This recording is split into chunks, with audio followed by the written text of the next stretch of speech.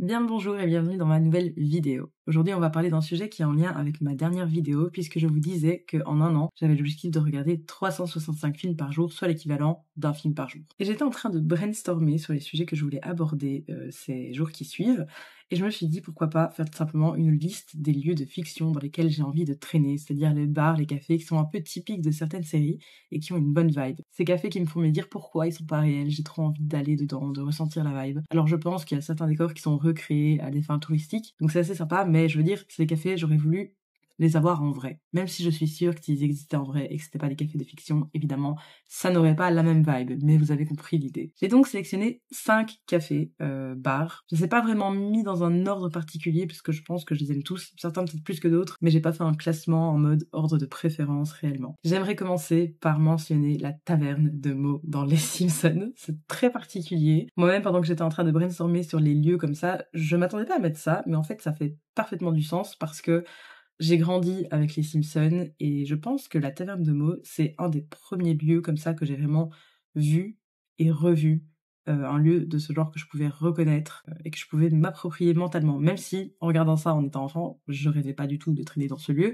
Mais avec le recul, je me dis oui, c'est un lieu avec des personnages hauts en couleur où il doit y avoir toujours des histoires un peu saugrenues. Ça pourrait être considéré un peu comme malfamé, mais pas dangereux. C'est plus une vibe cocasse avec des gens un peu bizarres. En fait, ça a un côté un peu mythique et complètement décalé. Là-bas, il se passe toujours quelque chose et je pense que c'est un café où on pourrait rester vraiment pour l'ambiance. Ensuite, il y a le café de How I Met Your Mother et j'ai vu ça il y a un moment. J'arrive pas à tomber sur le nom, je crois que c'est le McLaren.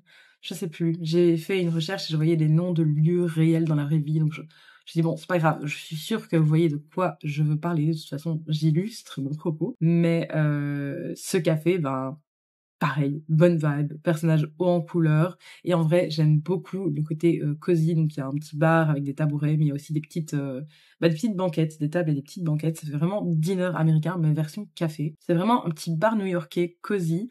On peut se poser là avec des potes, observer la vie passer, venir se raconter nos vies en fin de journée, enfin c'est vraiment une bonne vibe. Il y a un peu cet effet QG en fait, où on se retrouve avec un groupe de potes, et en parlant de vibe, de groupe de potes, j'enchaîne directement sur le prochain bar où j'aimerais bien traîner. Enfin, petit bar ou café, c'est le Central Perk de Friends. Évidemment, c'était sûr que j'allais citer ça. Friends, c'est tellement un classique, c'est le genre de série que tu peux regarder encore et encore et encore et encore et encore. Et pareil, comme dans How I Met, il y a cette espèce de vibe de groupe de potes qui se retrouvent là après journée pour débriefer, pour se voir. C'est leur QG. Ils ont leurs emplacements auxquels ils reviennent toujours, d'ailleurs, comme dans How I Met, ils ont leur fauteuil. D'ailleurs, c'est invraisemblable qu'ils arrivent toujours à avoir leur place. Ça n'arrivera jamais dans la vraie vie.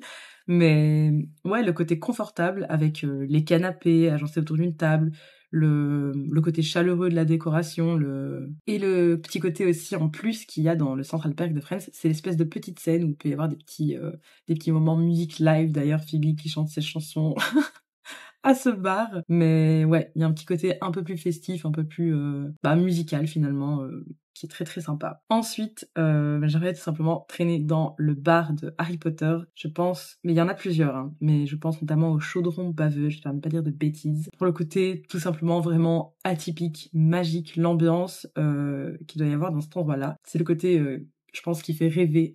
Pareil, on peut y aller avec des amis, mais la dimension un peu surnaturelle, un peu ancienne, un peu restée bloquée dans le temps, qui peut être vraiment sympa à explorer, et de boire des boissons particulières dans des shops particulières.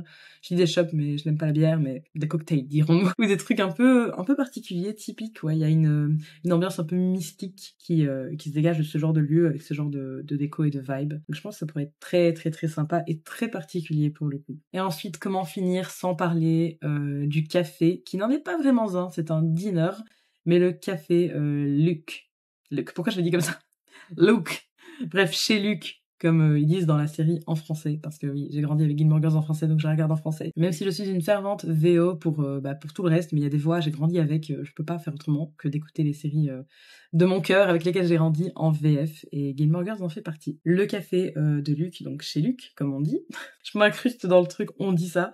Je suis dans la série, oui, oui. Mais en gros, c'est un café vraiment où on ressent l'ambiance chaleureuse de la petite ville, un côté peut-être un peu plus familial, mais surtout petite ville, ouais. Le côté où tout le monde se connaît, c'est pas très grand en espace, c'est très cosy, c'est très...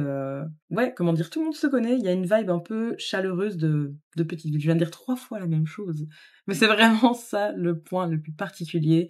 Et c'est pareil, un genre de QG où on peut se retrouver, développer des habitudes. Dans la série Gilmore Girls, Lorelai et Rory, elles vont déjeuner là tous les matins par exemple, avant d'aller à l'école et au boulot. Et c'est un peu un lieu magique finalement lui aussi, parce que dans la série, on a toujours l'impression qu'elles ont 500 ans devant elles avant d'aller travailler ou à l'école. Alors que Rory, elle va super loin, enfin Lorelai c'est pas à côté non plus. Mais elles vont là, elles ont le temps de déjeuner, de discuter, de parler, de voir les récents événements de la ville, d'échanger, enfin... C'est un lieu magique où le temps s'arrête finalement. En tout cas voilà, pour le côté vraiment chaleureux, cosy, petite ville, je retiendrai définitivement ce café. Et ben c'est tout pour cette petite vidéo finalement, mais je trouvais que c'était une idée sympathique et que j'avais des lieux comme ça que j'avais envie de nommer, et je pense que oui, comme une grande touriste, un jour j'irai dans ces lieux qui sont mis en place pour les touristes, mais je ne suis qu'humaine et j'adore ces séries. Donc voilà. Dites-moi, vous aussi en commentaire, quelle série, dans quel café, bar, / dîner de série vous auriez vraiment envie de traîner. Et ça se trouve, il y aura des bars auxquels j'aurais pas pensé pendant la vidéo, mais je me dirais, mais oui, bien sûr, évidemment. Donc voilà, n'hésitez pas à me faire part des vôtres en commentaire. Et moi, je vous dis à demain pour une nouvelle vidéo. Bye!